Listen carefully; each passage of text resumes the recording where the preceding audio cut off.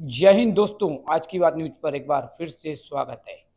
इस वक्त हमारे सामने जो शख्सियत बैठी हुई है, नरेंद्र शर्मा नन्नू, जाना माना नाम, हर किसी के दिलों में राज किया। अब सवाल उठता है कि हम देश के लिए हैं, समाज के लिए हैं, सब कुछ हैं, लेकिन नरेंद्र जी, आप वही नरेंद्र शर्मा नन्नू हैं जो एक अरविंद केजरीवाल के लिए रात दिन जो है सेवा अपनी बेटी के साथ में, सब नाली साफ करने का आ गया हो, सैनिटाइजर हो, या कहीं कोरोना काल के अंदर सेवा करनी हो, तो आपने किया। लेकिन कहीं ना कहीं कमियां हुई, क्या हुई, आपने चेंजिंग कर दी, तो आप नरेंद्र शर्मा नन्नू जी खुद आम आदमी छोड़कर कांग्रेस में शामिल हुए। अब ऐसी वजह क्या हो गई है, कांग्रेस में रह के भी आइसक्रीम बांटी हो या किसी की समाज के लिए सेवा की, लेकिन आज वही नरेंद्र शर्मा जो कभी नरेंद्र मोदी जी के लिए क्या क्या बोला करते थे, जब वो एक फिल्म चली थी, फिल्म को लेकर एक आरोप भी लगाए थे, जबकि इनकी बेटी साथ में इंटरव्यू कर रही थी, तो साथ में इन्होंने हमसे कुछ कहा भी था, समाज के लिए किया, मोदी जी ने देश के लिए किया। तो आज वही नरेंद्र शर्मा जो मोदी जी के लिए या हमारे भाजपा के लिए क्या क्या कहा करते थे, आज वही भारतीय जनता पार्टी का पटका के साथ, हम देखिए हमारे नरेंद्र मोदी जी पीएम की फोटो भी लगा हुआ पटका पहने हैं। तो नरेंद्र जी बताएंगे कि ऐसा क्या हुआ, आज कमल एक तरफ हमारे मोदी जी हैं, पीएम जो हमारे यशस्वी प्रधानमंत्री जी हैं, क्या ऐसी वजह हुई कि कभी विरोध था तो ऐसा विरोध था कि दिल में ठेस पहुंच जाती थी, चाहे हम हों या कोई भी हो, और आज वही गले लगाए हुए हैं आप कंधे पर। सुबोध जी और मेरे देश के लोगों, मेरा परिवार, गांधीनगर विधानसभा, सबको नमस्कार। साथियों, सुबोध जी ने अभी एक सवाल किया कि नरेंद्र मोदी जी का आपने विरोध किया, एक फिल्म का विरोध किया या फलानी योजना का या उनके किसी भी काम का विरोध किया। साथियों, मैं चैलेंज के साथ कह सकता हूं, मैं छोड़ने का तो कोई वादा क्या करूंगा कि मैं राजनीति छोड़ूंगा या संन्यास छोड़ूंगा या क्या करूंगा, मैं उसके बारे में कुछ कह नहीं सकता, क्योंकि समाज की और धर्म की और सेवा के लिए तत्पर था, हूं और रहूंगा। एक बाइट, कोई एक शब्द नरेंद्र मोदी जी के खिलाफ मेरा कहीं भी सुन ले। पीछे मैं आम पार्टी में था, मैं हमेशा से, चाहे पर्सनल बाइट हो, चाहे सुबोध जी के साथ हो, चाहे समाज में, मैं ये कहा करता था नरेंद्र मोदी हमारे देश के प्रधानमंत्री है, मेरे प्रधानमंत्री है, सबके प्रधानमंत्री है। उन तक हमारी बात अगर नहीं पहुंचेगी, आवाज नहीं पहुंचेगी अपने लीडर या दूसरे लीडरों के थ्रू, समाज के और धर्म की सेवा के लिए और देश हित के लिए वो बात पहुंचाएंगे और उठाएंगे। कभी मैंने एक शब्द विरोध का नहीं कहा, सिर्फ ये कहा कि मेरे प्रधानमंत्री, मेरे देश के प्रधानमंत्री, राष्ट्रपति सबके होते हैं। बिल्कुल सही है नरेंद्र जी, जो फिल्म को लेकर के आपने जब कहा था, जो फिल्म को लेकर के, उसके ऊपर तो आप बड़ा विरोध कर रहे थे कि एक फिल्म को लेकर के देश के प्रधानमंत्री ऐसे प्रधानमंत्री हैं, ये करते हैं, और आज वही प्रधानमंत्री, ये तो आपने कहा था। नहीं साहब, आप मुझे दिखा सकते हैं, बता आपकी सकते लाइव हैं, भी चली थी, और मैं आपको सब चीजें बताऊंगा। जी जी बताइए। एक पिक्चर जो दर्दनाक देश की सबसे बड़ी घटना थी, वो जी जो कि कोई स्वीकार नहीं करेगा, ना करना चाहिए किसी भी देश को, ना किसी धर्म को करना चाहिए, कहीं की भी हो, वो चाहे कश्मीर की हो, चाहे किसी देश की हो, चाहे विदेश की हो, जहां जहां युद्ध हो रहे हैं चाहे उनकी हो। मानवता का संघार, भाईचारे की हत्या ना जब स्वीकार थी नरेंद्र शर्मा को और देश को और एक व्यक्ति विशेषों को, कभी भी नहीं होगी। मैं सिर्फ आपको इतना कहना चाहता हूं साहब, कि मेरा सिर्फ इतना कहना था कि जो ये पिक्चर आज दिखाई जा रही है, ये पूरा पहले से ही या तो शुरू होती या इस टाइम पे हुई है, तो देश का माहौल खराब होने का एक डर है। सिर्फ वो मैंने करा था, एक समाज को लेके, जैसे हिंदू मुस्लिम की बात आई थी कि एक दूसरे को कट्टरता से देखने लगे। देखो कश्मीर में उस समय पे आप लोगों ने किया, उस थोड़ा सा एक ये था कि या तो एक रूटीन में चलती, एक ऐसे माहौल पे आई। मेरा सिर्फ ये कहना था, जो भी देश की सच्ची घटनाएं हैं, चाहे महाराणा प्रताप हो, झांसी रानी हो, मुगलों की हो, या हमारे देश की आजादी के लिए जिन्होंने भी लड़ाई लड़ी, एक समय अनुसार परमानेंट ये योद्धाओं की, ये परेशानियों की बातें चलनी चाहिए और चलनी भी चाहिए। मेरा सिर्फ इतना था। नरेंद्र जी, तो फिर चलो ठीक है, सब आपकी बात सही है। क्या कोई दबाव था जो आपको भारतीय जनता पार्टी में शामिल हुए हैं, पहले कांग्रेस में शामिल हुए थे, फिर क्या ऐसी क्या वजह है, ये क्या दबाव था, या कहीं ना कहीं दबाव होता है, हो सकता है कि कहीं चाहे वो ईडी को लेकर के हो या कहीं छापे को लेकर के हो, जिस तरीके का देखा गया, क्या सुबोध जी, जी मैं आपको इतना बताना चाहता हूं, देश की बात, ईडी की बात या खतरे की बात बीजेपी में क्यों आ गई।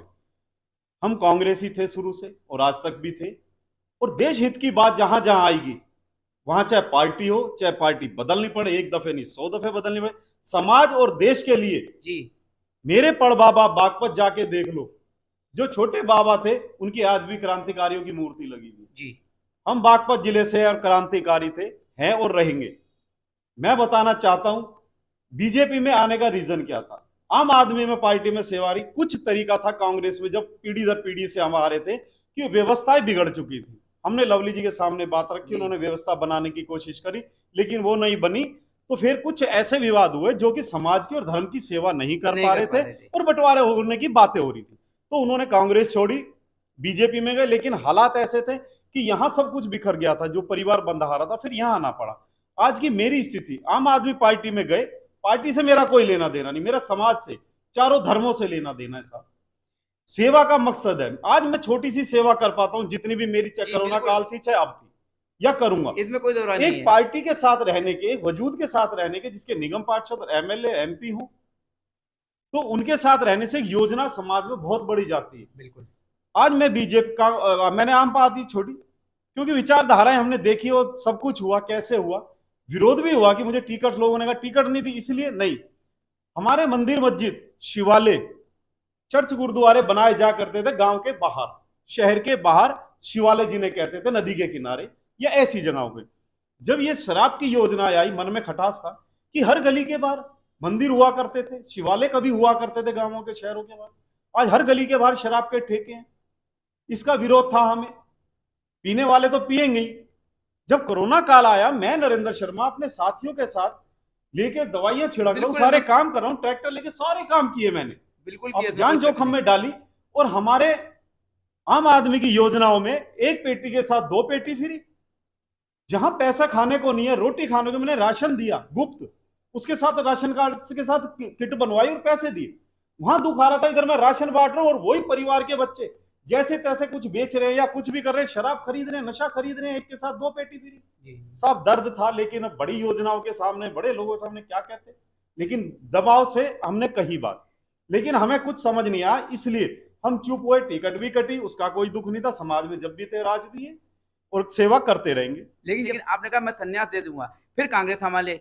अब वो भी चलो कांग्रेस ने संभाली, उसके बाद बीजेपी भी है, तो भी संन्यास की बात थी, तो फिर कांग्रेस में क्यों गए थे आप? सबोध जी, सन्यास की बात है कि सन्यासी मैं आज भी हूं। समाज मेरा पुत्र है, पिता है, माता है, बहनें हैं, मेरी बच्ची है, आने वाला भविष्य भी। मैं सन्यासी की तरह जब भी काम कर रहा था, जब कोरोना काल में अपने बेटे को और साथियों को लेकर मरने के लिए निकला था, कोई नहीं निकला था।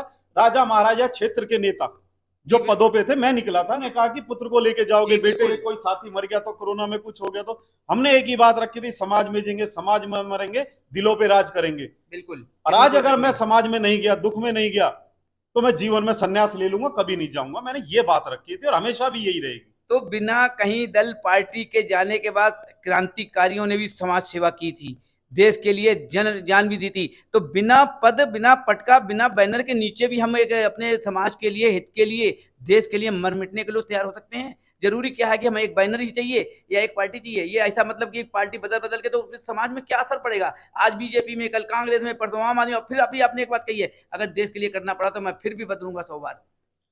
सबोध जी, मैं फिर कह रहा हूं, जो समाज का मुखिया माना जाता है या काउंसलर, एमएलए माना जाता है या देश के प्रधानमंत्री, एमपी माने जाते हैं, वो सन्यासी होते हैं। और उनकी जिम्मेदारी, एक बारी मुझे समाज ने ये दिखाया, नरेंद्र शर्मा ने हमारे साथ दिया, सब कुछ किया, कोरोना से लेकर आज तक साथ दे रहे हैं। पार्टी कोई भी हो, अगर उसकी योजनाएं देश के प्रति होंगी, समाज के प्रति होंगी, बच्चों के भविष्य के प्रति, महिलाओं के प्रति अच्छी होंगी, नरेंद्र शर्मा 100 दफे बदलेगा। इसमें कोई दाग नहीं है, कोई कलंक नहीं है, कोई ऐसी कोई बात नहीं है कि नहीं करेंगे। मैं समाज में था, मैं एक छोटा सा आदमी हूं, मैं किसान हूं, फार्मर हूं, छोटे मोटे बिल्डिंग का काम करता हूं और काम करता हूं, लेकिन मेरी इतनी सी व्यवस्था है। आज मैं आजाद होके या एक आरडब्ल्यू के बेस पे मैं काम करता था और करता रहूंगा।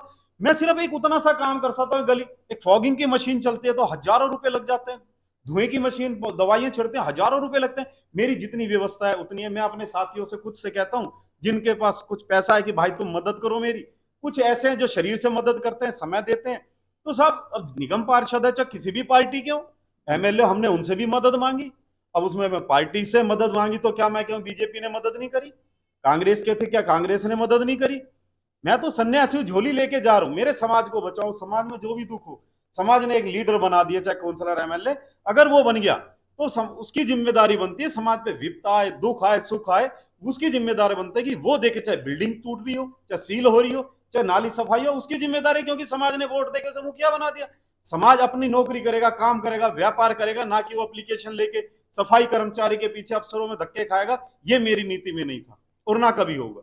एक बहुत दर्द और दुखद बात है ये कि ये लोग, अब बात आती है कि मैंने पटका पहना है तो मैं ऐसे बोलूंगा, बात ऐसे नहीं है। मैं वैसे भी बोलूंगा, समाज में बोलूंगा, जहां चाहोगे वहां बोलूंगा। हमारे गांधीनगर के कुछ ऐसे लोग जो उन्हें बहन कहते थे और मुझे भी लेके गए वहां पे, बिल्कुल, और हर राखी पे वहां पहुंचते थे। साहब, अब ये कहते हैं नरेंद्र मोदी जी की पॉलिटिक्स है, नरेंद्र मोदी जी करवा रहे हैं, ये उल्टा सीधा कर रहे हैं। साहब, आपकी कोठी, आपका महल, आपका सांसद, पीटने वाला आपका, सब कुछ आपका। इसमें नरेंद्र मोदी जी या कांग्रेस पार्टी या आम आदमी या आम समाज, आम जनता को ये कैसे कह सकते हो कि उस वो करवा रहा है? बिल्कुल, इसमें कोई शक नहीं। एक महिला जो दुनिया की आवाज उठाती थी, मैं उनसे पर्सनली भी मिला हूं, 2-3 केस कहे हैं, उन्होंने बहुत दमदारी से हमारे वो केस ठीक करवाए, हक दिलवाया। दुख इस चीज का है कि आते जाते आज नरेंद्र शर्मा को गांधीनगर में लोग जानते हैं, भाई पंडित जी हैं नरेंद्र शर्मा, समाज सेवक हैं, बिल्कुल, इसमें कोई अच्छे शक लोग नहीं हैं। अगर मैं यहाँ से गीता कॉलोनी पार कर जाऊं और मेरी किसी से तू मैं हो जाए, मुझे वहां कोई पीट दे, उसे थोड़ी पता ये कौन है। कौन है, सही बात है। होगा नरेंद्र शर्मा वैसे गलियों में तो सारे पैदा हुए हुए हैं। बिल्कुल, इसमें कोई शक नहीं। लेकिन जब मैं अपने घर में पीट जाऊं, मुझे घर में बुला के पिटवा दो और मौजूदा सारे हों, अपने सीएम साहब हो, उनके पूरा परिवार हो, सब कुछ हो। देश का दुर्भाग्य, मैं सिर्फ जो आम पार्टी छोड़ने का मकसद था कि देश का दुर्भाग्य कि जैसे एक मदारी नहीं होते पहले, अलग अलग आते, इतना बड़ा लोहे का गोला सटकते थे, चार निकाल देते थे, कोई डूडूगी बजा के बंदर नचा रहा, रीछ नचा रहा है, सपेरा आ गया, ये सारे मिलके खुल, ये क्या खेल हो रहा है? मैं सिर्फ दुखद इसलिए हूं, आप अपनी योजनाएं बताएं, जीते हारे जो मर्जी करें, देश को और दुनिया को बताएं, गांधीनगर को बताएं, दिल्ली को बताएं। एक के साथ बुरा हुआ, ये नंबर तो आपका भी आना है, पहले भी हुआ था, बचेगा कोई नहीं।